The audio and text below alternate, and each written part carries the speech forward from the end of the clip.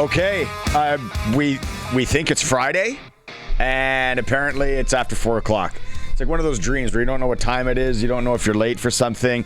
Good job, Regina Rams crew, Brendan McGuire and everybody. Wild one. A wild afternoon game. It was a weird time on a Friday. Rams lose in overtime to the Thunderbirds. So now if the Huskies win, we're going to have to go through Saskatoon to make things happen for the Rams, and if we want the Vanier here. Colson's with me, riding shotgun, so we got abbreviated, I guess, just under 2 hours for you today. What we're going to do, we're going to talk to former Major Leaguer from Saskatchewan right away here, Andrew Albers. We're going to talk about Game 1 of the World Series. It's kind of hard to believe that we're saying Game 1 of the World Series, the Toronto Blue Jays are playing tonight against the Los Angeles Dodgers. Hopefully some of you have friends and family that made the trip. A lot of people were thinking about it.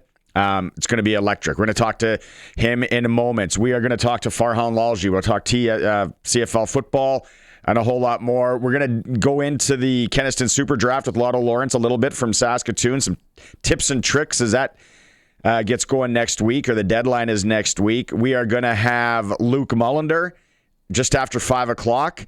And a special guest we're hoping to have from the Tragically Hip Experience. They're in town. It's a Tragically Hip cover band, tribute band. They're amazing. Hopefully the lead singer was going to pop into the studio. We're going to bounce some other things around, some rider audio. Again, let's just feel our way through this for the next hour and 50 minutes. Want to give a plug, since we didn't have a ticker in hour one, to the bundle and save event with Reliance Heath right now. Rent a new water heater and softener together and get $400 in cash back.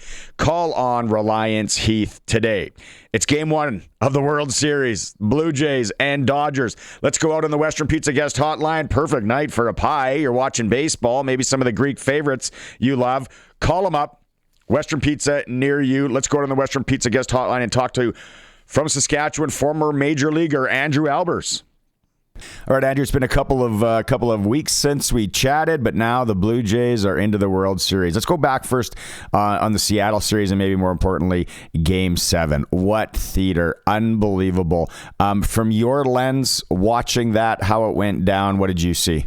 Well, yeah, absolutely. I mean, ironically, I was kind of traveling, so I didn't get to see all of the game. I did get to see the home run and kind of the tail end of that game. And, you know, for them to continue to challenge George Springer in the way they did with fastballs early in counts was an interesting decision. And luckily he was able to get a hold of one, and that was a really big swing. Anything in that last at-bat that stood out that you could see that, or how they were pitching them, that was maybe a possibility going to happen? I think it was pretty evident that was kind of their game plan going in, was that they felt that they could attack him on the inner half of the plate, especially early in counts. If you look at the two at-bats kind of before that, it looked like they attacked him that way as well. And we're getting in on him, whether that was a result of kind of the knee being a little sore or what. You know, I'm not sure. Mm-hmm. Generally, I think George is pretty good on the inner half of the plate, but that was obviously their plan of attack, and it worked well the first couple at-bats, and then luckily, you know, with the third or fourth one there, I think it may have been his fourth at bat. But yeah, he got to one inside and you know, made him pay for it. As a former major league pitcher, and what do you make of what this young Trey Savage is doing? And he's going to be starting Game 1 here tonight. You know, what do you make of all this? Yeah, pretty remarkable. I mean, for the guy to show the poise and the maturity that he has in the short time he's been up in the big leagues, it's a testament to obviously the kind of competitor he is, and the confidence that he has in himself and his skills. And I mean, to be 20, is he 23 or 24? I'm not sure how old. Either way, he doesn't have a ton of pro experience, and here he is starting Game 1 of the World Series. And what a thrill for him. And, you know, hopefully he can come out and have a good outing and give the Blue Jays a chance. And, you know, he's just been incredible, really, except for maybe the first start there in the ALCS, where he had some struggles, or just maybe a better way of putting it is wasn't quite as dominant as has been in his other ones. But what a shot in the arm for the Blue Jays, as he's been excellent for him. Former major leaguer from North Battleford, Saskatchewan, Andrew Albers is joining us here on the Western Pizza guest hotline. What the Jays have done with the pitching rotation so far, and then going into the World Series, has anything surprised you? Yeah, it's kind of been interesting. You know, Trey Savage has surprised me. I didn't realize that they were going to kind of lean on him as heavily as they have. and they've been right to. He's answered pretty much every call that they could have hoped for. You knew that the bullpen was a little suspect going into it, so I think Schneider's done a really good job of trying to piece the end of games together. I thought it was an interesting move to bring Hoffman in the 8th of Game 6 and to throw 2 innings there when they had the 4-run lead, but it paid off as he was still able to come back the next day. Obviously, these 3 days off are going to help them basically reset everything as far as their bullpen goes. I would imagine Gosman's going Game 2. I don't know if that's been announced yet, but so luckily those 3 days off will really kind of help balance that. Or balance their rotation going into the World Series, which is a big benefit because the Dodgers had some time off and they were already ready to go. Yeah. It'll be a big task as it is, but at least that'll help them out a little bit. One weakness for the Dodgers, what I've been reading and hearing and all that, is the bullpen. So what will be the strategy for the Jays knowing that? Yeah, I think that and that kind of plays into one of the strengths for the Jays. They do a really good job getting into their at-bats, taking long at-bats, fouling off pitches, putting the ball in play. I think that's going to really be the key to the series is are they able to, put together good at-bats against that starting rotation of the Dodgers? Are they able to get into the pen in the 6th and 7th innings of games? The back end of the pen, it'll be interesting, obviously, trying in Sasaki, kind of laboring and struggling just a little bit at the end of the year. If the Jays are within a run or tied, going into that 7th, 8th, 9th inning, you think that might be where they have the advantage. But it's all going to be about trying to elevate pitch counts of the starting pitchers and really just grinding out at bats and again having good long at bats, fouling off pitches, and making sure that they put the ball in play, which is something that they've done really well all year.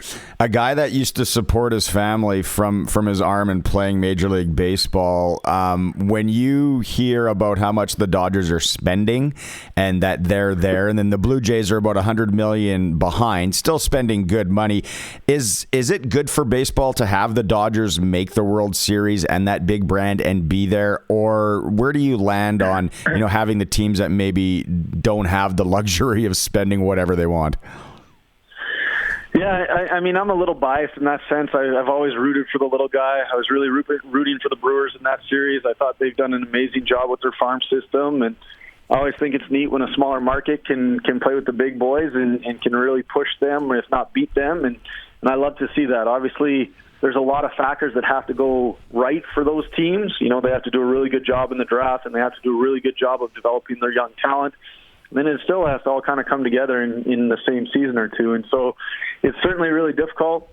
Obviously, without the salary cap, your larger markets have a little bit of an advantage when they can go out and spend some more dollars and get proven, established veteran major leaguers into their clubhouses and on their team. And at the same time, that doesn't always work out. You see some of the big contracts that have been handed out over the last 5-6 years, and not all of them have worked out. You see a guy like the Anthony Rendon contract, or even, unfortunately, Mike Trout's with all of his injuries, and the Dodgers have had a plethora of injuries, throughout their time. Their rotation just happens to be healthy this time, and they went through the whole season with really kind of without a healthy rotation, but they were able to, with their depth and with what they have on the farm system, they were able to survive that. Mm-hmm. The other thing that they do is they do a great job of developing their own talent. And so they're able to make trades, and they're able to get guys in, and then they have guys step up as well. And they've done a great job on both facets of the game. Obviously, they have deep pocketbooks, which certainly helps. But, I think for me, as a fan, I'd love to see the smaller markets be a little bit more successful, and they'll find a way to even that playing field a little bit. But at the same time, part of that is them not being willing to spend some of the revenue that they make, and that's part of the business side and just part of baseball. This is maybe a little two-part question here.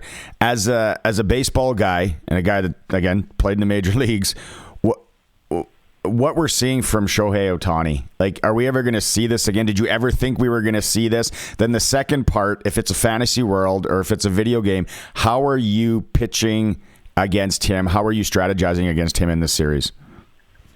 Oh, man, great question. As far as what he's doing, it's absolutely incredible. I never thought that anyone would be able to do what he's done at the big league level. Yeah. You see some incredible talents that can do both things. They can hit and pitch, but the level that he is doing it at is just remarkable.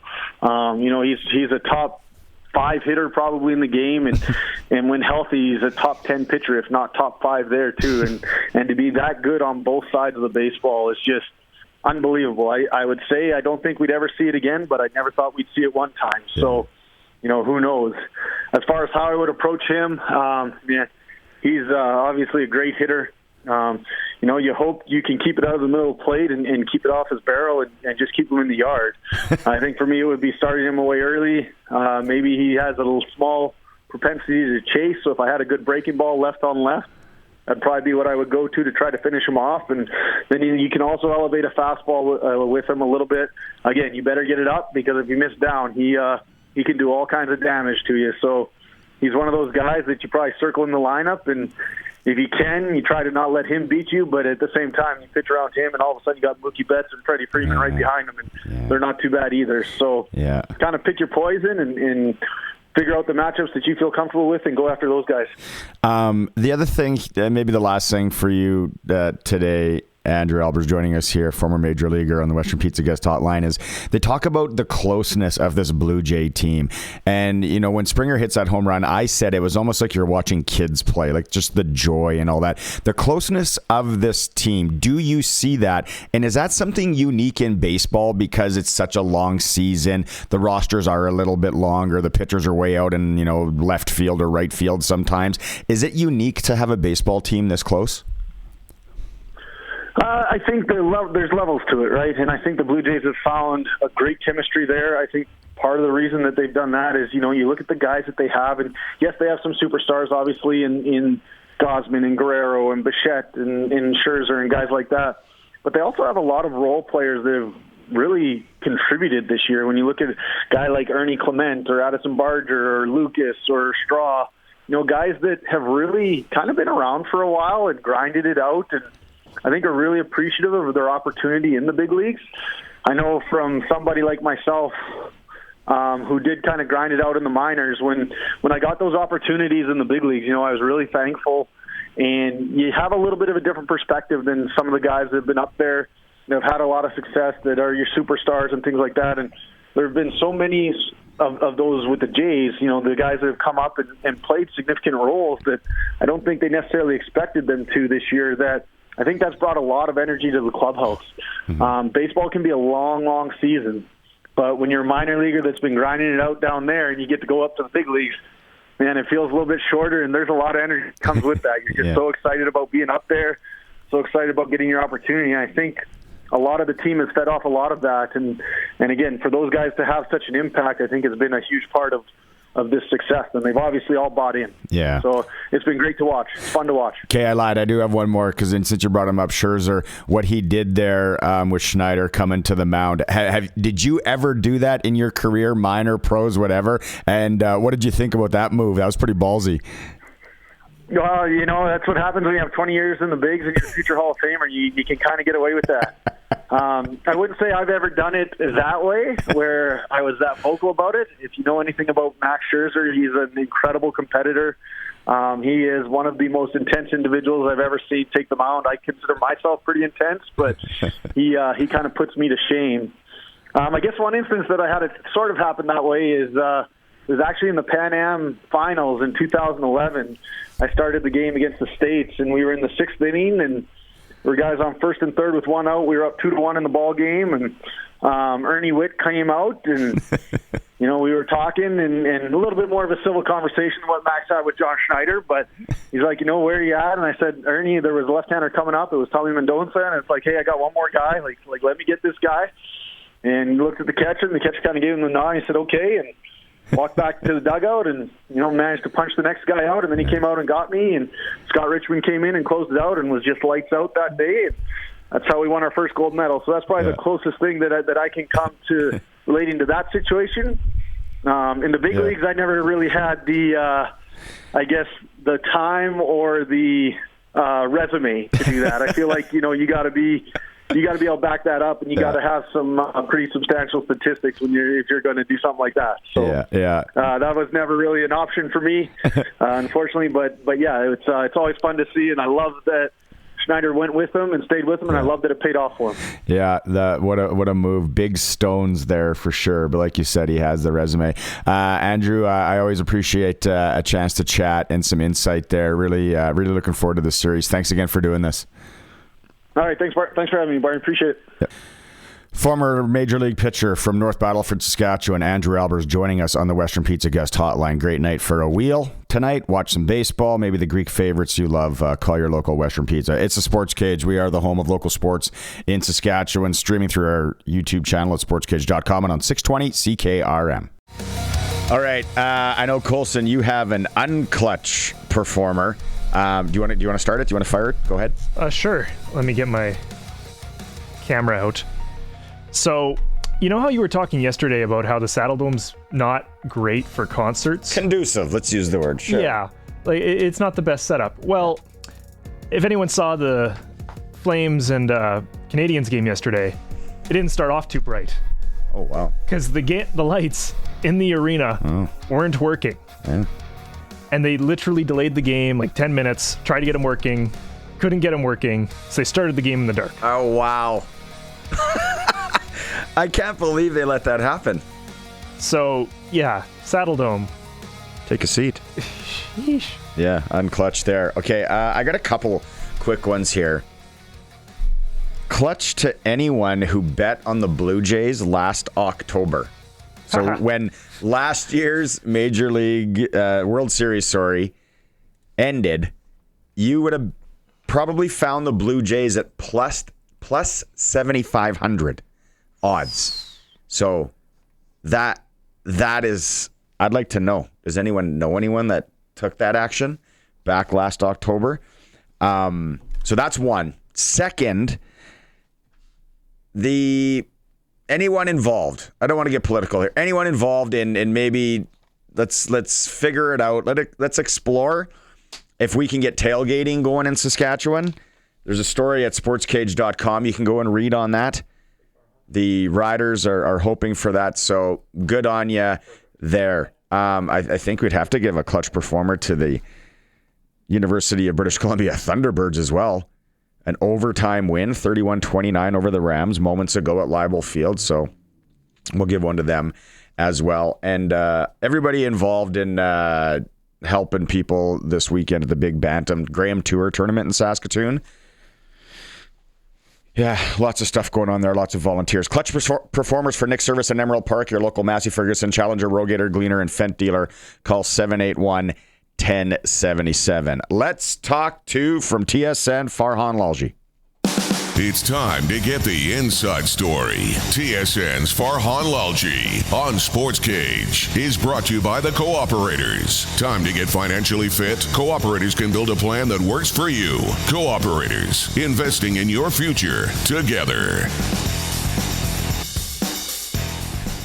I am in the minority, Farhan, of people all this week. I am, and you coach a lot of football, played football, son's playing football. I don't like playing Trevor Harris. I'm okay with a little bit of rust. The intensity of a West final, I think the adrenaline, all that shakes off, and AJ Ouellette, but it looks like they are playing and they are starting tomorrow. Yeah, and I think this was always the plan because they have the bye next week, that they essentially gave them last week off. They're going to let them play a bit. I'd be surprised if either one of them played beyond halftime, especially if the first half goes well for them.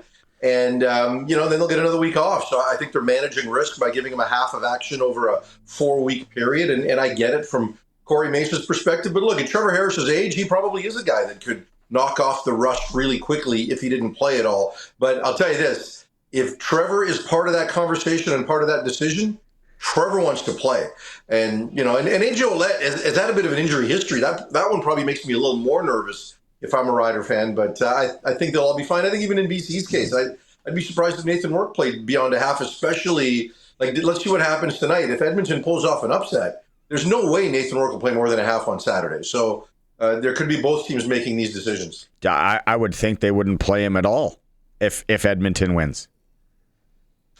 Yeah, I don't think that'll be the case. I think they'll play him a little bit. Again, he'll want to play. They'll probably want to get him to 5,000 yards and see how the early stages of the game go. I think it's important to the Lions who have not been able to win in the Prairies for some time, right? Like, I mean, you go back to last year's games against Saskatchewan, you go back to the previous years in Winnipeg, in the playoffs. I think it does matter to their psyche. And I know we don't have crazy cold weather in Regina and this particular weekend, but I think it does matter to them to be able to go on the road and have that feeling, that vibe, that memory of being able to go in there and win if they wind up having to go back in 2 weeks.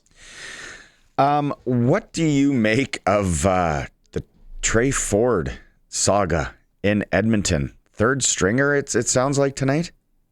Yeah, I mean, look, I think the organization's made a decision to move on, right? I think that's clear, and they're going to try to win this game. They're not treating this like, it's our last game, let's not. This is their Grey Cup, right? This is their culmination and their validation for their second half of the season and what they want their fans and the league to remember going into next year. So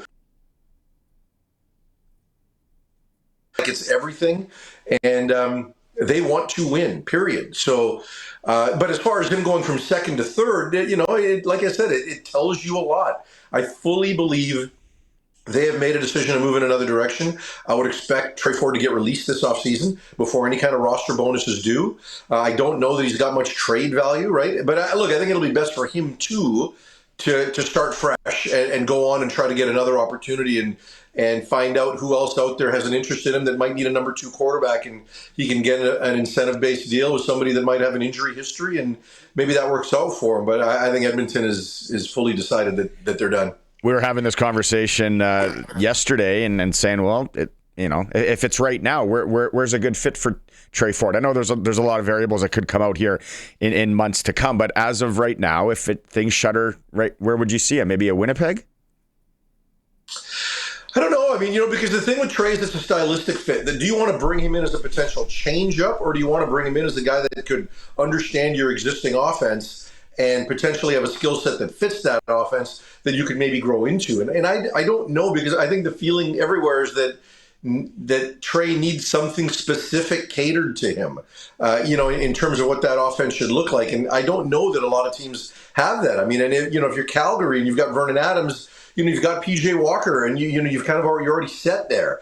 The interesting one for me, honestly, is Hamilton. And I say that because, I think Taylor Powell is the best non-starting quarterback in the Canadian Football League. I really do. I think he is the guy that entices a lot of people, could be the next guy, and somebody you could potentially build around. So, if Cody Fajardo tries to overplay his hand in Edmonton with the contract, you could go to, Ed Hervey's got a background with Taylor Powell. If you're Hamilton, what's Bo going to do? I think after this season, Bo's going to stay, but do you let Taylor Powell out of the building knowing that he could be your guy the following year? There's a few places like that. I think Montreal might be a stylistic fit, and I think, just because they do have Davis Alexander run a lot, that's a big part of his game. And I think if there's a coach that could squeeze every drop of juice out of the Trey Ford orange, it might be Jason Moss. He'll know how to cater if he's got to go into a game. Award nominees around the league, anything jump out? Any omissions from your point of view? Well, I thought VA might get a bit more run in Calgary, right? Look, Dedrick Mills was very good and was probably more consistently good start to finish, whereas VA had kind of a 4-week stretch there that wasn't good. But, I certainly think VA could have gotten a little more consideration because he also changed the culture in that room, right? And I was surprised that Davis Alexander got the nod in Montreal after only 7 games. Now, you know me, and you know how bullish I am on Davis Alexander. That's not a shot. At the beginning of the year, I picked Montreal to beat Saskatchewan in the Grey Cup with Davis Alexander edging out Trevor Harris for the league MOP. So I think this kid's awesome. I think he and Nathan Work are the top 2 quarterbacks in the league. But 7 games is 7 games. So I think that is I think that was a bit much. I think those are probably the main ones that jump out at me. Calgary had an interesting decision between Hicks and Hutchings, and there was a few here and there, but for the most part, I think Davis's was probably the biggest one. Is there any way Ottawa will pull this out over Hamilton tonight, or I joked yesterday. I said I think Ottawa may be carpooling to the game. Some of the guys are probably out of town already. Well, no, and I picked the Ticats to not only win, but cover 14.5. And I always stay away from big point spreads like I think the approach in a place like Ottawa is entirely different than the approach in a place like Edmonton, right? I believe it'll probably be Bob Dice's last game in Ottawa as the head coach. So, I don't know if that rallies the troops or motivates them at all. But from an organizational standpoint, this is just about getting through the season and evaluating maybe some selected guys for next year and see if Tyree Adams is a guy that should be factored into their organization a year from now or, whatever. But, there's no way Hamilton's winning this game. Okay, well, while we're kind of talking about a little bit of betting, I'm going to the Sports Select website right now, and maybe it's just because of the recency bias or whatever. This year, there's got to be some great value on a Super Bowl future. And I'm looking here. KC is back up with the top odds, then Detroit, then Buffalo. Have you looked at a future sheet lately? And am I crazy saying like there could be some value here? With which team? Like I haven't looked at the futures. I do know that Kansas City's at the top of it, but who gives you value? I can't buy into Indy totally yet, but they're at 11. How about Philly? Philly, 975. Yeah. What about Rams? What about the Rams? They're a perplexing team. The Rams, they've done it before with that head coach and quarterback. And, when you look at guys like Puka Nacua and Devontae Adams and how that defense has progressed, there could be a lot of good value there. I'm not sure where Seattle is on the trends, and I've kind of felt for a while, and not because of regional bias. I just think this defense is getting to a really, really good place, and Sam Darnold is getting really, really comfortable. So I do think that team's got an opportunity to be a real dark horse in the NFC as well. 22 is what Seattle's at. That's a nice odd. Throw maybe a little sprinkle in there. Will you watch any baseball tonight or tomorrow? No. I do know that Seattle's own Blake Snell is on the mound. I'm definitely cheering for the Dodgers to win as fast as humanly possible. I will not watch a second of it. The season ended when Dan Wilson made those mistakes and the Mariners lost Game 7. You're honest. All right, quick one today. Thanks for juggling things around here. It was a weird one because you're UBC Thunderbirds. I know. Well, and the late Frank Smith, his celebration of life is on Monday. And so I'm going to be in Pittsburgh for the games, the Steelers and Packers this weekend, and then I land and go straight to that event. And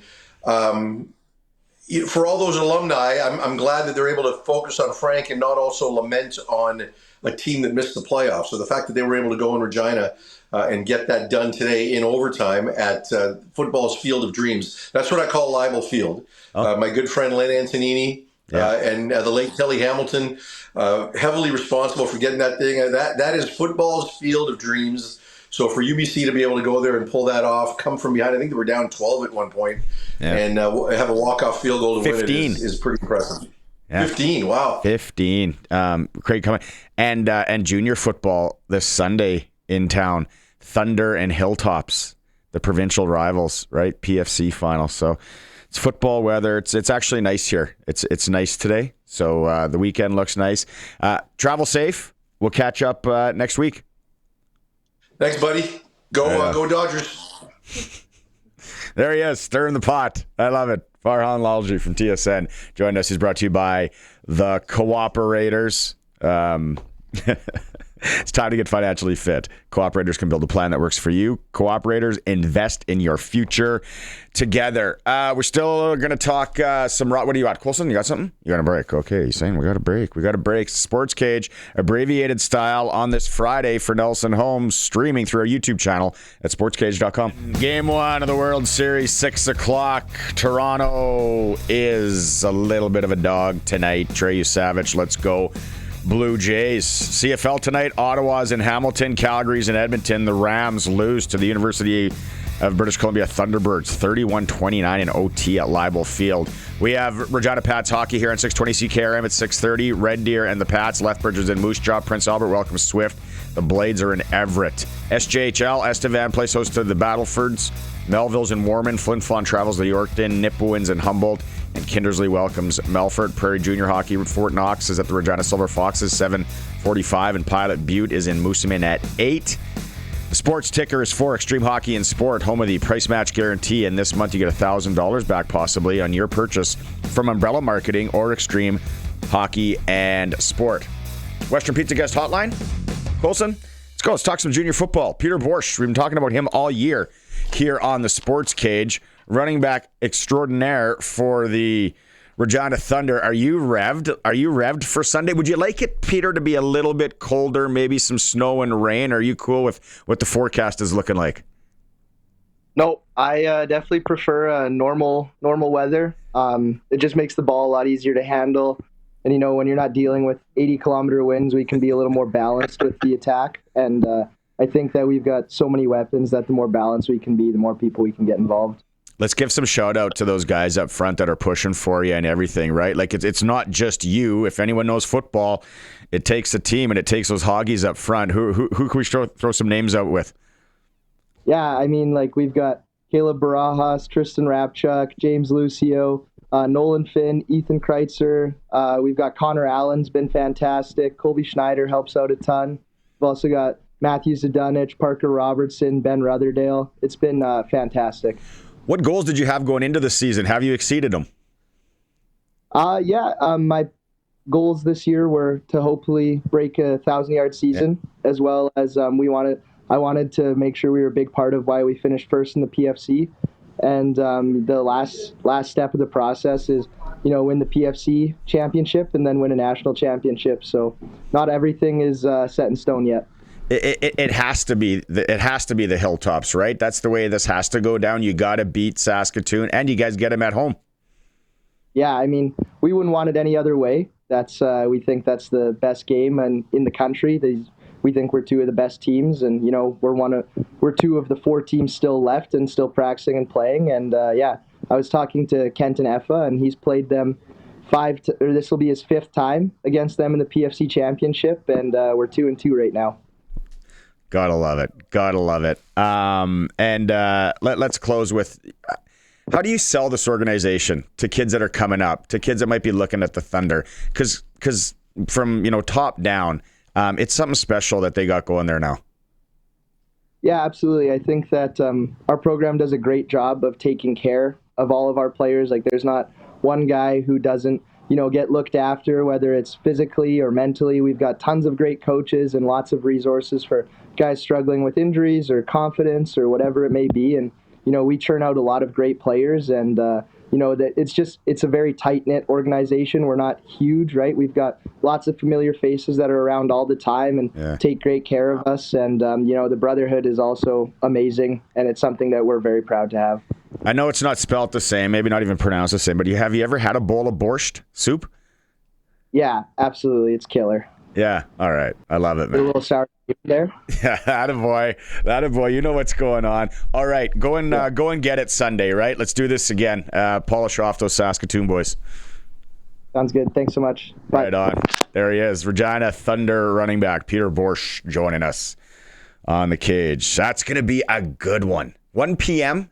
at Mosaic. We were talking to Scott McCauley earlier this week. He was talking about how loud it's going to be in there. Even though it's a bigger stadium, there's probably only, 8,000 maybe. 8,000 might be a stretch. 5,000. It's going to be loud. Go and watch it. Weather looks great, and it's good football. And these two organizations do not like each other. Okay, can we go sprinkle of the day quick, Colson? I know I throw a monkey wrench at you here. Sprinkle of the day for Sports Select. Simply make your picks online, generate a QR code, lock in your bet, go to your local Lotto spot retailer, boop, they scan it, and you got your printout. Or you can fill it out like me if you're old school. Every bet is 100% legal. Your chance of winning cash in hand, Sports Select, it's the original. Must be 18 plus to play and play responsibly. Okay, I don't want to go any further than tonight's game. Dodgers, Blue Jays. Blue Jays would have to win by 2, but they're paying $275 on the pro line. I like that bet. Props, RBIs, Vladimir Guerrero versus Shohei Ohtani. Vlad's 290, Shohei's 280. That may be an interesting prop if you're into the prop game. So you can check it out, like I said, sportselect.com. You can do it on your phone, get that QR code, get into the game, get some cash in hand, go to your local Lotto spot retailer. We're going to come back. We're going to talk Kenaston Super Draft, talk about winning some major lettuce. If you're into that kind of thing, the deadline's coming up Tuesday. We'll talk to Lotto Lawrence from up in Saskatoon. It's a Sports Cage. We're streaming at sportscage.com. Okay, I teased this on the show yesterday, talked about it a little bit. Lotto Lawrence from up in Saskatoon is joining us. This guy knows a thing or two when it comes to the Kenaston Super Draft, whether it's the playoffs or the regular season draft. All right, Lawrence, for starters, I've never really done well in the regular season draft. Probably a reason because I don't have the right strategy. When I'm going into this, when someone's going into this, maybe it's their first time too. They want to, put their hat in a chance to win some of that sweet cash with $90,000 in total. First place is $20,000. What's the strategy that we should be going at with the regular season? Well, we talked about this a little bit in the past, Barney, but you flip if you have the hockey card, which I don't think many people do, but if you do, flip that over because that gives you what they are for the last 4, 5, 6, 10 years, and it's consistency is what you're looking for, right? Don't pick a guy maybe right now who's got 6 games, has got 12 points, but never reached over the 70-point mark, right? So you can't fall into the trap of that's why Kenaston, they'll do that. They'll give you the 6, 8 games, 10 games, and try to do that. I think that's, in injuries, too, you look at a guy like Mark Stone to start, right? He never played 77 games a few years ago, but most of the time he's between 60 and 65 games. Mm-hmm. Well, it's just not enough for him to get into the 80-point category to be in your top 30. So is that what a person should try to be, is as many in that 80-point mark as possible? Yeah. And I think you look at a guy that had maybe 70 last year and has been increasing every year for the last 3 or 4 years. You take a guy like a Cole Caulfield, right? There's a guy who, he's increased in goals every year, lots of ice time, of course, getting lots of power play points along with Nick Suzuki. So that's a guy that probably jumps now into the 80 category. Okay. Right? So you're looking for the guy that, and then you're looking then for the guy also that maybe was 90. Now he's dropping into the 70 category. Mm-hmm. So we're looking at potentially like a Philip Forsberg, right? Nashville just doesn't score enough goals, and he just doesn't get enough points. There's not enough around him, I don't believe, with Stamkos and Marchessault, Roman Josi, a little bit older. I just don't see Forsberg being that 90-point guy again. What about, I love the fact that, and you can do it to playoff drafts as well, but you can write in. You don't have to pick the people out of the predetermined boxes. You can add players and they're right in there. Do you ever go down that? Do you ever go deep into that? Only for playoffs. I'll go because you want the depth guys for the playoffs. But for the regular season, I don't know if I've ever written a guy in. Then the other thing, which is with the rules, I think it starts in December. There's like the $1,000 weekly prize. Yeah, the last 14 weeks of the regular season, the end of December till the end of the year. So you got 14 weeks there. So you might look at a guy like a Brady Tkachuk. Okay, yeah, he's going to miss the 4 to 6 to 8 weeks. So, but he might be a guy that you might say, oh, well, he might win me a week if I put him on a week team. Along with the Matthew Tkachuk, there's another guy who's out till January, right? But if you pick him in a week in February, he might get you 8 to 10 points in a week in 4 games, right?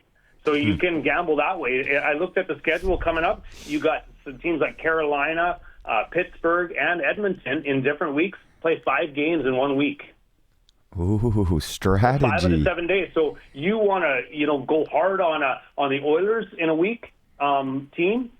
That might help you. And then there's some teams with only 2 games that week. So you just don't take those players and hope that they don't score much in the 2 games.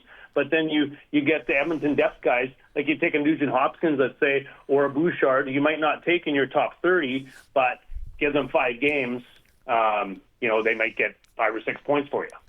And then this is something though that you were telling me too when we were chatting through text messages. This is something where you've had success in the weekly prizes. Yes. We've I would say at least a half a dozen to 10 times I've been successful in the weeks. All right. Anything else we're missing here for maybe the first timers or for the greenhorns? Well, I think what you got to look at is when a guy's changed teams maybe late in the year last year and now he's on a new team this year, what's he going to do to ice time to other players? What's he going to do to potential to players that were there. Are their points going to increase or decrease because of ice time or power play unit, right?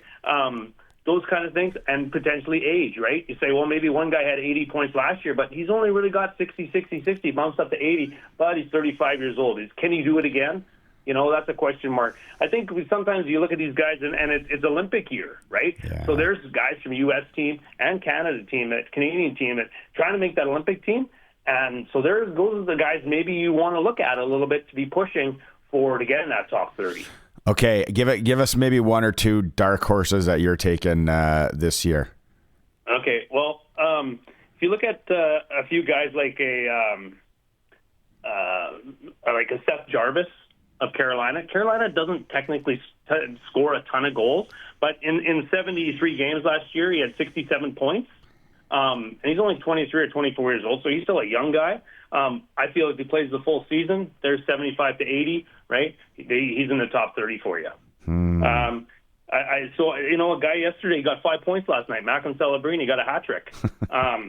He's another guy there. He got 7 games, 11 points so far, so pretty good. But he had 70 games last year and 63 points. Give him the 82 games, he's probably pretty close to 75 points. Maybe a guy guys aren't thinking about. Yeah.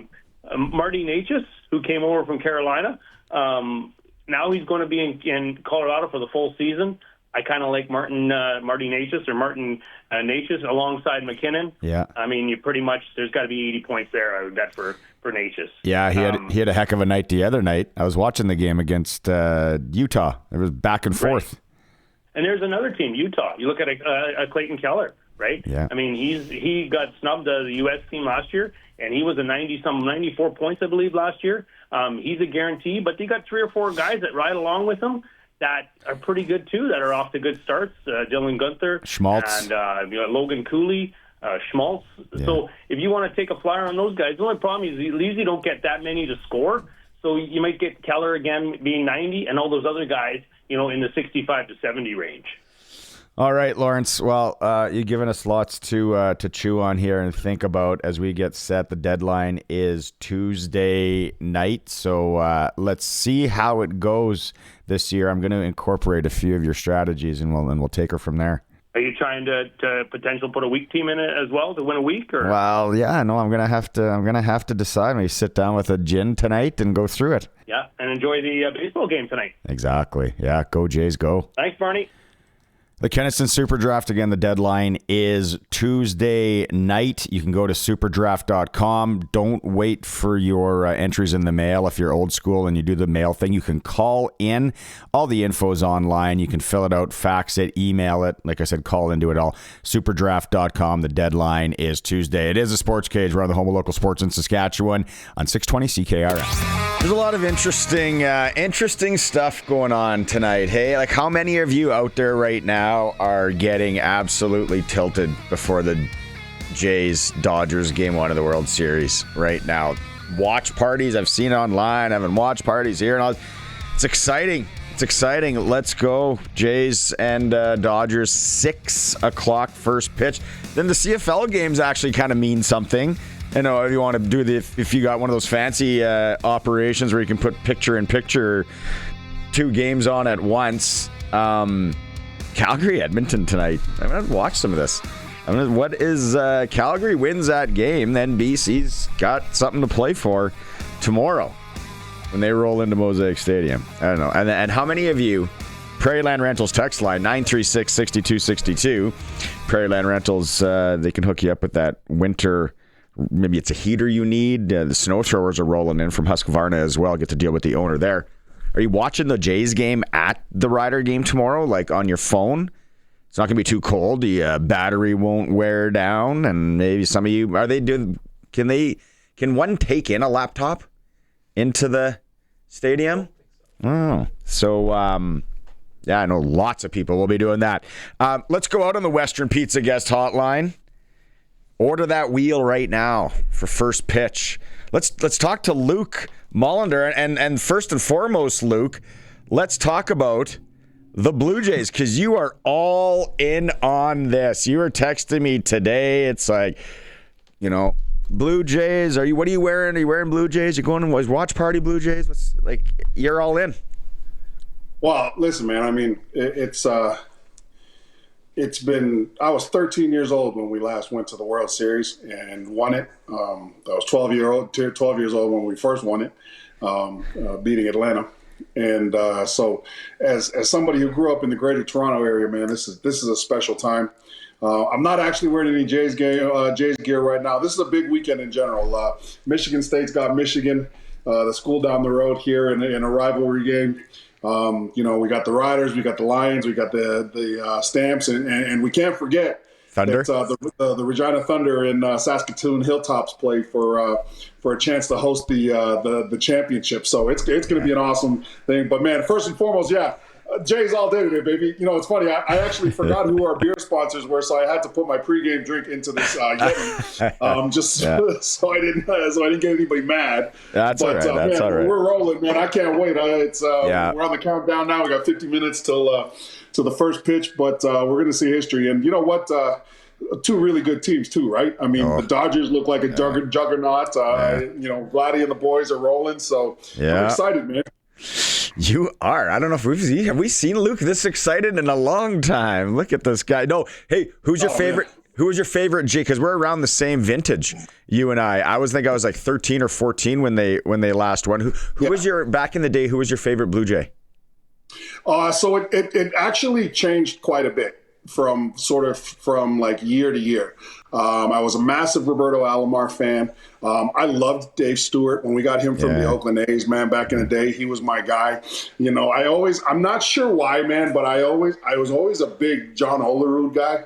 You know what I mean? He was just Fred McGriff. Like, dude, that guy was the man. When Ricky Henderson was stealing bases for us. Jose Canseco even spent a little bit of time as a Blue Jay, right? So it changed from, but man, nothing beats a guy like Dave Steve, though. Pat Henkin. Oh, man. Tom Hankey and those glasses. Remember the glasses that Hankey had?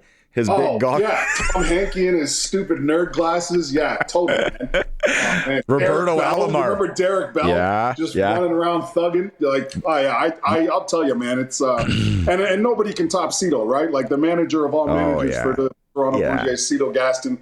We have so many people that went in and out of the organization that I was a massive fan of. Roberto Alomar was kind of one of my guys. Catch the taste. Yeah. Hey, you remember him in those McCain commercials? No, here it is.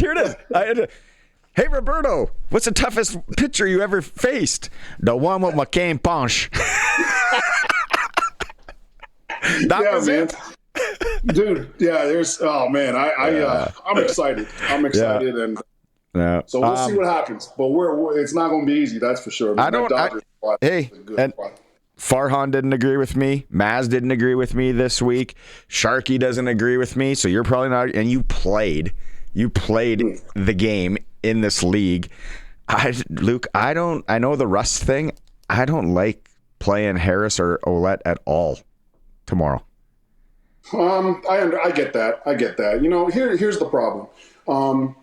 The problem is that you got to figure out the balance between making sure you guys are 100% going into the Western Conference Final, and also getting your guys meaningful reps. We talk about going into the playoffs, playing your best brand of football, and you can only do that when you've been actually playing football. It doesn't come through practice. So I like the fact that they're rolling with Harris, and I love the fact that we're putting Logan Ferland back in the game, just because I felt like that was a massive weakness at the center spot. Not to say that Braden Knoll, isn't going to be a good player moving on down the floor, but it's just not the same. Not having big 6'3" and they're manning the center for us. But you've got to get your guys meaningful reps, and especially in a situation where BC might have a ton to play for. And you got to remember, Barney, like, leave an impression. You're going to see you're going to see the Stamps of the Lions coming in here. So. Leave an impression, make them think about something. I think it's a massive opportunity for Saskatchewan to start pissing in the corner early. Yeah. Like, man, we're about to defend our house. Like, dude, you go and you win the Western Conference. You get to defend your house. I know. You want to be coming off of some major reps. Again, there's nothing better than playing at a high level going into the playoffs. It scares me, bro. It scares me. Okay, show Luke the playoff implication board that we've been going with all week. Check this out, Luke. And I look at that top right box. If people are watching the stream, if not, I'll explain it to you. There's still a possibility. There is still a possibility that BC has to go out east. If BC loses, if Calgary wins, and Winnipeg wins, Calgary and Winnipeg play in the West semifinal. It's crazy. Listen, there is absolutely horrific things waiting for any team that goes out east. Like the Montreal Alouettes and Hamilton Tiger Cats, the one place you don't want to play playoff football is out east. So there again, I think that the team that goes out east, the team that does crossover, I think they're going to get mud stomped. I think that I don't think that. So yeah, like there's a ton to play for, right? And who would have thought you got BC? And again, I'm going to be honest, man. If you take the Riders out of this thing, my favorite is the Lions. They've had to fight and scratch and claw to get where they are. I really like the Calgary Stampeders and the fact that they bounced back a little bit last week. Vernon Adams looked like the quarterback that can win you a playoff game. Like this is going to come down. And that's why I like the fact that AJ Ouellette, that Trevor Harris, some of the guys are getting meaningful reps. And I love the fact that we're getting healthy. I think that Nelson Lacombo coming back and manning our safety spot solves a lot of problems for us. And so again, it's going to be fun to watch on Saturday for sure. What did you make of the pulling of Mayer, putting Cohen in at that time last week? Well, I mean, hindsight's 20/20, obviously, right? And when I first talked to Coach about that, I actually I said, hey, it looked like Mayer was really starting to roll. Was that just a plan that you guys had coming into the game, is that you were going to get Jack Cohn some reps? And he talked about sort of where they thought of the game from their perspective. I'm okay with them doing that at the end of the day. I know that there were a lot of people that were upset that, and I, as far as, there was even some views about conspiracies, which again, I would not want to. I would not want to go in the East Side right now as any team. So I think there's death waiting for the Western Conference on the East side of the playoff bracket. But so I think that one of those deals where you had a game plan, you stuck to the game plan no matter what it was. I did feel bad for Mayer because I thought Mayer was really starting to roll. I thought he was starting to see this field really well, and I thought that he was going to start running up the score. But again, that guy's a professional, man. And the nice thing about Jake Mayer is he's done everything that this team has asked him to do. We got him as the best available backup in the entire league in the offseason, and the reps that he's had to take during 2025, he's been fantastic. So again, here's the thing. I know people sometimes paint themselves into the corner. Barney, I get it. Like, you're worried about AJ, you're worried about Trevor, what could happen. You could get hit by a car while walking across the street, right? Knock on wood. There's risk in everything. What? Knock on wood. Come on. I don't want to get hit by no car walking across the street. Come on. Shoot, it almost happened to me today. Yeah. But I felt sorry for the car. Yeah. I think you hit an elk. No, that's Luc Mullinder. Okay, my guy is a Joe. Okay, maybe this is the last question. My guy is a Joe. I'd like to see more from him tomorrow. And because I just feel like, what's wrong with him? How come we're not getting it? Is there a guy that you want to see have a game tomorrow going into that West Final? Oh, that's a really good question. Again, I'm glad Nelson Lacombo's inserted himself back into the lineup. It's great that Micah Johnson's back. I really want to see rhythm. I want to see rhythm, and I want to see crisp execution. So the guys that I'm excited to see, I'm excited to see Trevor Harris get in there and spin it.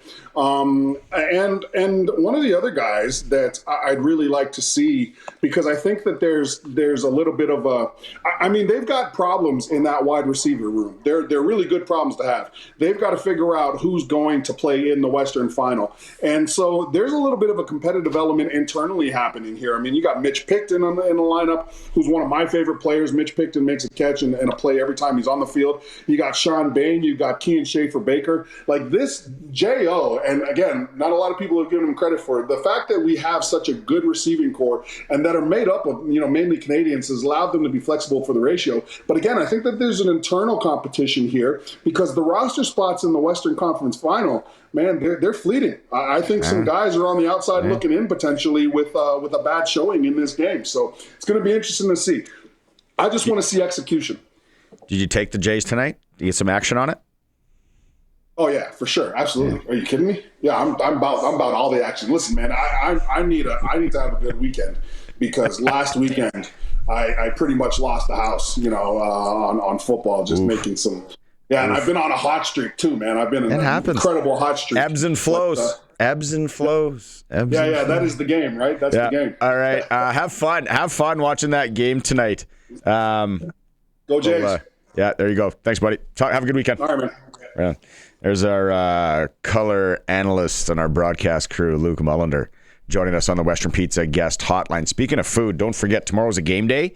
So the End Zone Big Crunch at all participating KFCs in Saskatchewan, $4.95.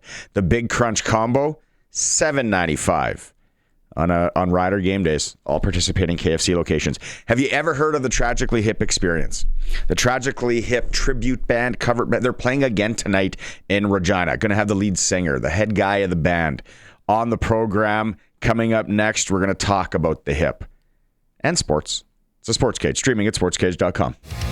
First pitch, 6 o'clock, Jays. I know a lot of you are excited and getting ready for that. But tonight in Regina at Revival after the Jays game, the Tragically Hip Experience. You heard me talking about this earlier. Derek Lathrop's joining us, lead singer of the Hip Experience. I've seen it a few times. How y'all doing? There he is right there in the SportsCage studio. How did this all come about? How did this all start? We did a benefit after Gordy passed, oddly enough, just 8 years ago, like a week ago, I guess. So we would have done this like probably at the end of this month sometime near Halloween. And we did a show in Toronto. Went really well. A couple of my friends who are booking agents who I work with were there, and they were like, you should really fire this up again. I used to do it a long time ago. Okay.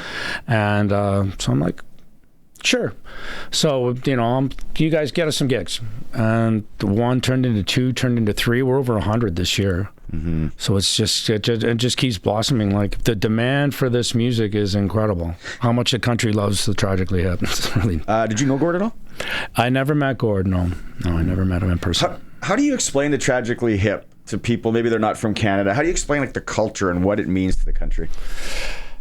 What, to somebody outside of Canada? Yeah. Well, I mean, if we play in the States a lot now, like in Upper New York State and those places, you don't need to explain it to them at all. No, because the Hip were big there. Oh, yeah, they get it totally. But if somebody south of that, I'm like, a lot of people listen to music, and I felt the same way, I guess, to be honest. When I first heard it, I was like, yeah, I like this, but it's the energy of the shows that really brought me into them, and then the music just meant all that much more. And I mean, it's one of those things that you kind of have to see to really get. Yeah, that's the only way I can explain it to people. You have to be there. Like the last tour, their kind of farewell tour. Did you dumb question? Did you go? Did you go to a few? I tried my darndest to get tickets to the Toronto show, and then I was working on actually my own stuff, and a bunch of a tour came up for me. So oddly enough, at the same time that was all going down, so I never got to see. I watched the last show on TV, and I had some connections. I could have gotten maybe into the Toronto show, but something else came up, and I was working. And when you're a working musician, you just got to go with. It's like a farmer. Yeah, make your hay. It's time to make hay. You got 2 sold-out shows at Revival tonight and tomorrow. I think there's a few tickets left for tomorrow. So. Few for tomorrow. Yeah. It is so great. What's this? Again, might be a little bit of a dumb question, but what's your favorite one to play? Oh, Head by Century, without a doubt. Yeah? Still is. I remember the first time I heard that song, I was like, "Oh, this is the song. Yeah, this is their song." I mean, some people will say other songs are their tunes, but for me, it just speaks to me in such a universal way about everything, and it still sometimes gets me like emoted a little bit on stage when I'm singing it. Yeah. I saw a video jamming with Rob Green. Bobby Baker. Bobby Baker, actually. Yeah. Those guys, they put up TikTok things, so anybody can do it, really. Yeah. And I just, I'm like, oh, why not? Cool. It's cool, man. It's awesome. I got a 14-year-old and a 12-year-old, and I feel that they don't get the hip, and maybe when they get older, there's going to be like this generational, like my nephew got into the Beatles all of a sudden, right? And then some get into the Doors and all that. Do you think at some point, like some of these generations are going to really start embracing the hip? Because our demo, we grew up with, it's all over, but the younger ones, I think at some point are going to really start exploring. I think all great music comes full circle. Yeah. It really does. It's why the Beatles keeps coming around and around and around again. And I think the Tragically Hip's music is really timeless. There's so many timeless songs in that catalog. Like, there really are. And different sounding. Yes. Yeah, it's not all the same thing. Yeah. There's a good variety of music, a good, a broad scope of sound, sonic sounds that they covered. And I've seen the songs starting to pop up in places, and I think once you start seeing them in movies more and all these other things, I think that would rejuvenate them. I mean, look at how many times Metallica and all these other bands have come back with songs that are 30, 40 years old, and now all of a sudden 10-year-old kids love Master of Puppets. Like, Guns N' Roses. Right? Guns N' Roses, And then the same thing with the hip. My 9-year-old walks around singing, a couple other songs now. Probably because he hears me like jamming out. But they're contagious melodies, and a good song is a good song, If I've only ever heard you do the hip, but if you had to do maybe another Canada band, another Canada artist, who would you do? Oh, Rush. Yeah.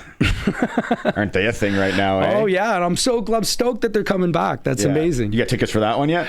I'm going to the Toronto show for sure. I'm going to figure out. I haven't gotten tickets yet. They sold out immediately. Like that whole ticket reselling thing's getting a little out of hand, but I'm going to find a way to get in for sure. And Geddy Lee is at the Jays game. Big Jays fan, right? And all that. And you're a Jays fan. Huge. You were telling me you go to like a number of games a year. I went to, I think 10 this season. Like I'd go to more, but I'm working. I'm playing all the time. I'm on the road a lot. But whenever I'm at home, I grab tickets. I'll call a buddy. I'll grab my son, and we go down to the ballpark and go see some baseball. It's they are the dog, I guess, a bit here, but anything's possible. Are you one of those Jays fans, maybe you're a Leafs fan too? I don't know. It's like, no, this is our year. We're going every year. Or was this kind of a little bit surprising this year? No. I was telling people, I'm all in, man. I think we can win the whole thing and be like the Cinderella story of 7,500 last October if you put money down on them to open. Plus 7,500. So some people would have done that It's still got 7. You still got to win 4 games, but yeah. I mean, and Trey Yusevich, that kid the guy came out of nowhere. We were at his first game when he pitched for the Jays. Really? And I remember telling my son, like, because his parents were in the crowd, they kept showing his mom and dad. I'm like, you have no idea what a moment this must be for this guy's parents, like, to watch him. And he was incredible, and he's just been incredible. Like, he's going to have an amazing career. Started in like A-ball, playing Boone, almost paying to play this year, and now he's pitching in the World Series. And now he's starting in Game 1 of the World Series. He must be like, whew. Yeah, no, it's. I know you want to get to the game. It's going to be quick. Thanks for stopping by. Thanks for having me, man. Cool. So some tickets available to tomorrow night's show at Revival. Derek Lathrop with the Tragically Hip experience. I can't wait for tonight, the energy. I hope I can make it through the whole show this time. But I'll do my best to keep you guys awake. Oh, no, it's good. That's never a problem. Oh, well, maybe last one. Did you prefer the smaller venues like tonight? Or I love playing theaters because I like the early shows, and sometimes in the theaters they can get pretty wound up. But I find when people are seated, when there's too many people seated, the energy for a rock and roll show just isn't there. Yeah. Whereas tonight, well, you'll see. Oh man, like same thing that happened in Saskatoon. The energy's like everybody's right in front of the band. You're in a hot, sweaty club, and it's like the last time there were speaker dancers. I haven't seen speaker dancers in a long time. Yeah, it's a throwback. Right on our day. Thanks. Who knows what'll happen tonight? Thanks for coming by. Thanks for having me. Really appreciate it. Take a quick break. It is the Sports Cage. We're streaming through our YouTube channel at sportscage.com and on the home of sports in Saskatchewan, 620M Music, CKRM. The U of R Rams lost in overtime to UBC 31-29 at Libel today. That's going to have to mean we have to go through Saskatoon if we want to claim the big prize, get onto the Vanier Cup.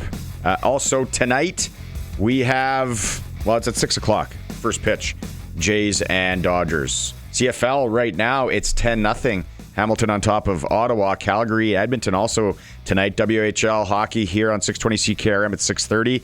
The Pats are in Red Deer.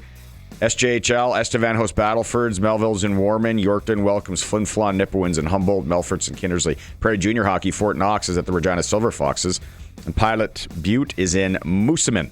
NHL right now, Maple Leaf Sabres 2-2, and that is still in period 1. Sports ticker is for Steelcraft Doors Regina, made in Western Canada, for Western Canada, Steelcraft Doors Regina. Trevor Harris talked to Dave Thomas today. He's going to play. I don't like it. I know a lot of you like it, and he wants to play, and the coach wants him to play, so what the heck do I know? But Harris says, Dave asked him if there was something he needs to accomplish tomorrow. No, it's just you want to go in and dominate games. That's what you do in this profession. Is I've talked a lot about this year about playing our best football as the year winds down, and now it's time to put up or shut up. We better be playing our best football, and so but BC's no different. Whenever you step on the field, no matter what, you always want to be dominant and you want to execute well at a high level. Have lots of fun, play free, not be thinking, be more just, reflexive out there, just letting it rip and taking what the defense gives you, taking your shots when they allow you to, those sorts of things. And so hopefully we're on that tomorrow. And obviously, if not, we reconvene and get better from it. And if we are, then we continue to build on what we're doing. And I think we've done that, done a really good job of, establishing our identity offensively and being who we are. And, sometimes our identity changes based on what the defense is trying to do to us. And I think we've been able to be good, and work with the ebbs and flows of that throughout the year. Bob on the Prairie Land Rentals text line, 936-6262, says he expects him to play a half. A couple other people said, I wonder how long he's going to play. I don't know, 2-3 series? Maybe. See how it's going. But AJ Ouellette's also playing and starting, it looks like, as well. But for Trevor, he was asked if he's worried about rust or falling out of rhythm.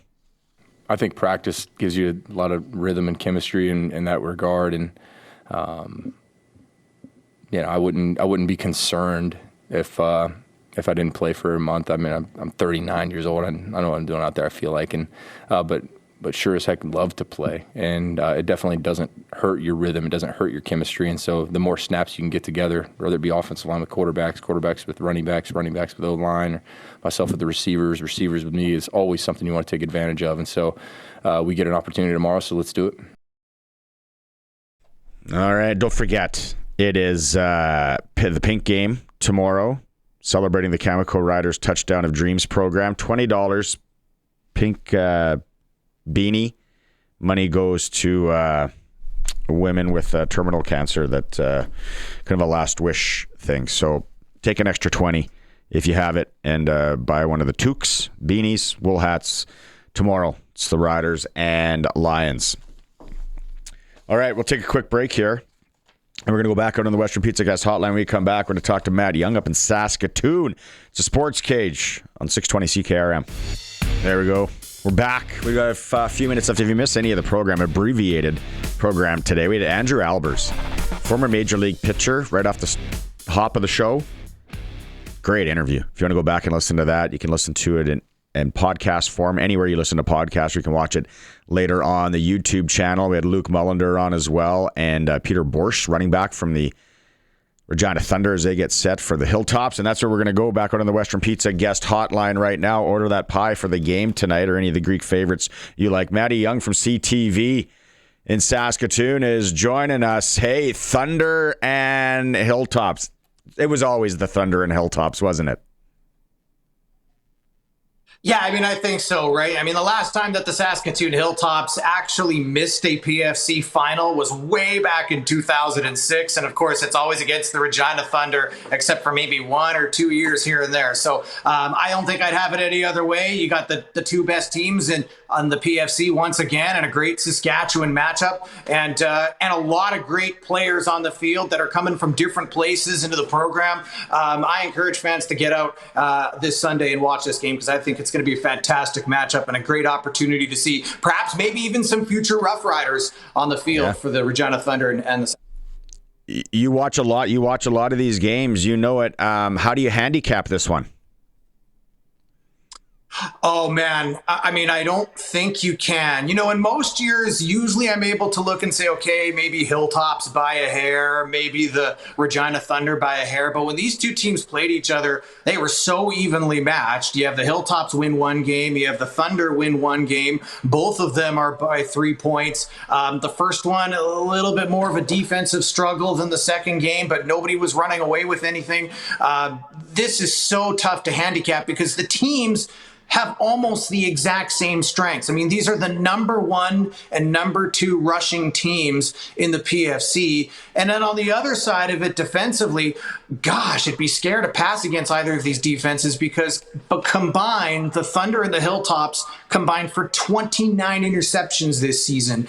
I mean, that is wild. So they're both strong in their secondary. They both have strong running games, and they're both pretty complete teams. This is a tough one to handicap, and I know that people say, what's your prediction? But I honestly can't say who I think is going to win. I know what the teams need to do to win. This is going to be a good match. It'll come down to the final minute, I'm positive. At least the weather forecast looks awesome. Oh, for sure. I mean, you can't complain about what we're getting in weather in October here in Saskatchewan right now. And, slippery ball, no, none of that, running in the slop or in the snow and all that. I like it. I saw, I think it was, I don't know if you did the story, somebody did the story on the 2 American kids of the Hilltops. And then Sarge was, asked the question at the end. He's like, no, we're still with Sasky boys and all that. But yeah, I had no idea. Yeah, it's pretty incredible. I did that story and I posted it on our website, ctvnews.ca/Saskatoon. And it's really, really interesting because when I talked to David Collins, my first question is, how does a young kid from Minnesota even find out about Saskatoon and how do you come up here? And he told me at the time, what he said is, here's a young kid, he's in his 20s or late teens, and he started off redshirting NCAA Division II, and then he moves to Central Lake College, which is the junior college athletic ranks. And he said he was just a young kid just looking for adventure. He really just wanted a quote-unquote culture shock. And I'm not sure, I can see that. When I was young, you kind of want to sometimes pack your bags and go see the world. But he still wanted to enjoy the game that he loves. And maybe the NFL wasn't calling. Maybe it was. And maybe he thought, hey, there is a Canadian league up there because he had heard of it. So he got in touch with Tom Sargent. And next thing you know, he's a 1,000-yard rusher for the Saskatoon Hilltops. And he's loving it up here. Like, he really, truly is. And the other thing that I noticed that he said, I didn't know they took football seriously in Canada. He said, I had a professional, but I didn't know that, I didn't expect a whole lot of local media attention and that sort of thing. So he was impressed by that, and he was also impressed by the skill level. He said that he absolutely believes there's a number of guys in junior football in this league that could play down south and compete down south. And David Boyd Jr. said the same thing. He says he thinks Canadian football oftentimes gets overlooked. Yeah. And it was just impressive to see a young kid just so mature and so grown up and having a good time, and he's loving it on the field. Great follow on Twitter at Matt Young CTV. I love the ticket things. I just saw it here. Lots of tickets available tomorrow. Blue Jays going to play into the fact too. I hope it's not really sparse at Mosaic Stadium, but it says 4,500 tickets still remaining. Yeah. And by the way, contrary to popular belief, no, I don't sit and count blue dots all day long. People have asked me No, I don't do that. I think I mentioned it as last time. I have a little computer program that kind of calculates that stuff in a matter. So I do have a bit of a better life than that. But yeah, you're looking at a crowd of probably maybe 27,000, kind of depends on what the walk-up is right now. I mean, it's going to be nice weather, as we mentioned, for the game. So hopefully fans who have tickets do show up. But it's not, 26, 27. A lot of people are saying, well, there's going to be empty seats. But you have to remember 10 years ago at the old Mosaic Stadium, 26, 27,000 be a smoking good crowd, right? So considering that they don't really need I think that they'll be okay, and I'm interested to see how the Western Final sells as well, and I'll keep posting ticket updates on that as well, and I just love doing it. It's fun. I'm getting requests. People are asking me, what's the West Final? What's you're gonna do some senior hockey ones this year, and I'll challenge you a bit. But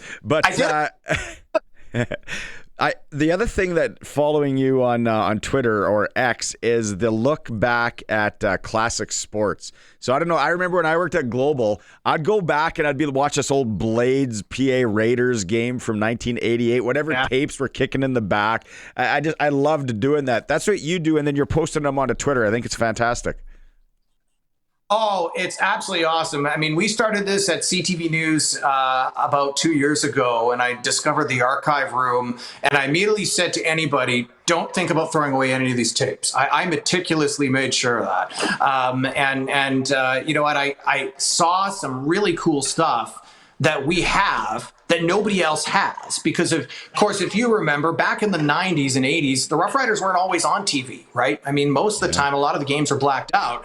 And if there was no television coverage, the only way you'd be able to see those games is if your local camera crew would go, like, yours did, or from CTV, and grab highlights for the local stations. And we found some gems, games that were never televised, practices that were never shown. Blue Jays at Taylor Field. Is it Taylor Field? In fact, I have footage of local Saskatoon reporters covering the Blue Jays in Dunedin, Florida, back in the 80s, and Randy Johnson in his very first Montreal Expos camp. I mean, who has that stuff? Nobody. We're the only ones who got it. ctvnews.ca/Saskatoon. You can check it out on my Twitter. And we got some really cool things coming up. I just posted, if you want to check it out, the Blue Jays at Taylor Field, as you mentioned. Yeah. I found an archive tape. You have him on your program once in a while. How about some Glenn Suter from 1987? A very young Glenn Suter hitting the sled in a practice, clips and stuff. Yeah. The things that we found amazing, and I love sharing it. It's a good time. We got more Blue Jays coming up, so I encourage everyone, check it out. ctvnews.ca/Saskatoon. Classic Sports. It airs each week, and then we're also pushing on our CTV Saskatchewan YouTube channel, and it's just a fun labor of love. It is. It's great. NHL exhibition games in Regina in the early 80s. I actually played some, and I'm going to try and get some of those on.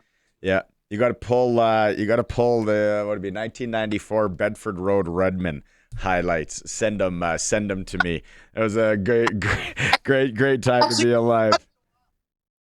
I get some requests once in a while. In fact, I'll have guys that'll reach out and they'll be like, "Hey, do you have this Rider game from 1986, or do you have this Regina 1991?" And I'll look and yeah, sure enough, I found it, and I'll be like, "Yeah, sure, we'll do it." That's great. So if anybody out there wondering about an old Rider game, if we have it, or an old Regina Pats or Saskatoon Blades or anything like that, Regina Rams, whatever, you can message me and I'll see if we can find it. We don't always have it, but a lot of the times we do, and it's a great time. And I've had so many different guys reach out, and sometimes it'll get retweeted by sports teams. I think it's fantastic, and I encourage everybody to check it out because it's such a fun time. It's a nice blast from the past, and when dogs were $1 and shoulder pads were twice the size as they were now, right? Oh, so Glenn Suter looked like the backup singer for Harlequin. It was a great time to be alive. Okay, Matt, let's catch up again. Have a great weekend. Thunder and Hilltop should be a good one. Appreciate you doing this. For sure. Take care, guys. Chat soon. Right on. Matt Young from CTV Saskatoon, at Matt Young CTV.